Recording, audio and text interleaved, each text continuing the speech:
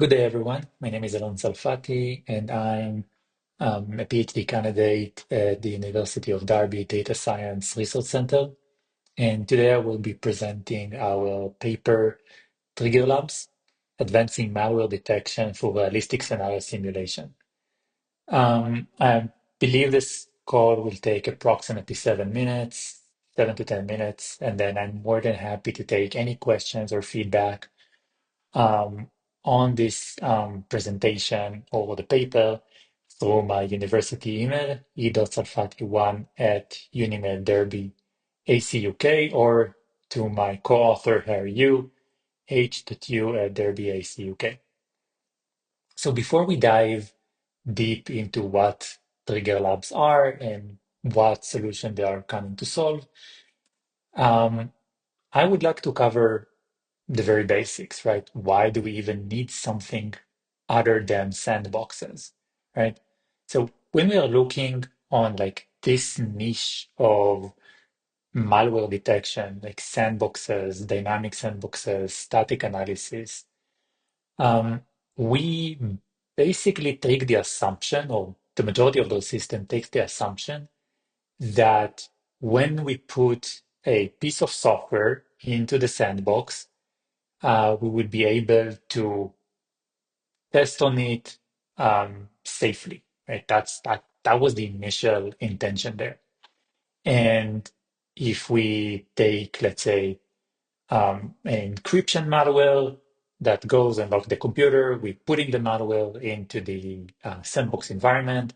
It then starts, it locks all the files, and then we can detect using static analysis, using dynamic analysis, using network behavior. Doesn't matter what approach we take, we can detect the progression of the malware within the sandbox, right? So 5 minutes later, all the files are locked, and then we can detect that. The problem with that is, and it applies mostly for critical infrastructure, industrial control systems, SCADA systems, uh, is when we have more sophisticated malwares. So if we look, for example, on Stuxnet, um, those malwares can be dormant for a really long time, and they can be only activated on very specific conditions, um, which makes dynamic analysis and sandboxing not as effective. And the gap here is that sandboxes can just not recreate those exact perfect conditions for those advanced malwares or hidden malwares to trigger themselves to then allow us to detect them, right? So if I'm looking on back to this example of Stuxnet, um, we are it's like Stuxnet, where a malware that looked for that specific serial port on that specific industrial control system, right? And when it spun up, if the port was not there, it would just delete itself, and you cannot ever find it again. Um, so if that malware were to run on a sandbox environment, up, it goes up, the serial port is not there, we don't see it anymore. That's it. That's the problem. Now, the idea that we want to present in this research paper is the concept of trigger labs, right? And it basically builds on top of the idea of a sandbox, where we have more of a scenario-driven um, simulation for that malware uh, to trigger itself and present itself to us, so we can then detect it. So if we go back to this Stuxnet example, what we would see is, or what we would want to see, is a sandbox that is going live.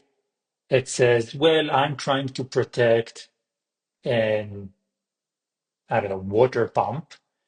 And this water pump has like this 20 cases where we would want to identify any potential risks. So this serial port and that serial port and this IP or whatever scenarios, and we would mock them, right? And the idea here is once we mock those environments, instead of creating a much more sophisticated detection mechanism, we can just allow the malware to expose itself and start looking and starting to do whatever malicious activity meant to do, making the network and the traffic much more noisy, allowing the sandbox to do its initial intention.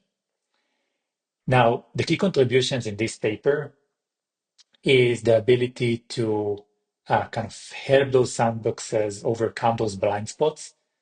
It's to show an initial architecture of what a trigger lab could look like and what potential algorithms we can use.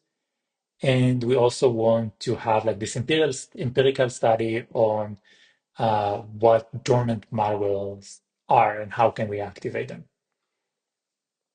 So trigger labs in general, as an architecture, we would want to take a scenario engine and allow it to synthesize realistic vectors of scenarios, right? So user action, network activity, environment. And we want to then, on top of those scenario engine, we want to have like an execution component that takes the scenario, execute it, and then let the sandbox detect if we have a new malware or not. And then once we have those two components, we just continually monitor for any new classification, any feedback loop, any triggers that we can see that are activated more, activated less, create some noise in the network, created less noise in the network. And we can see all of that through the equations 1 to 15 and the algorithm in the paper. If we look on the flow end to end, we want to start by ingesting the data. It can be samples, user reports, whatever will allow us to understand our environment. We would then want to pre-process the data, clean it in code to do any feature extractions, which we can see on equation 3 and 4. Then we would want to get to the core of the system. We would want to create those triggers, and then we would want to execute them. And the idea here is to map every feature or set of features to a set of vector scenarios S in equation 7 and 9, and then execute them within the sandbox and record any behavior changes M in equation 10 and 11.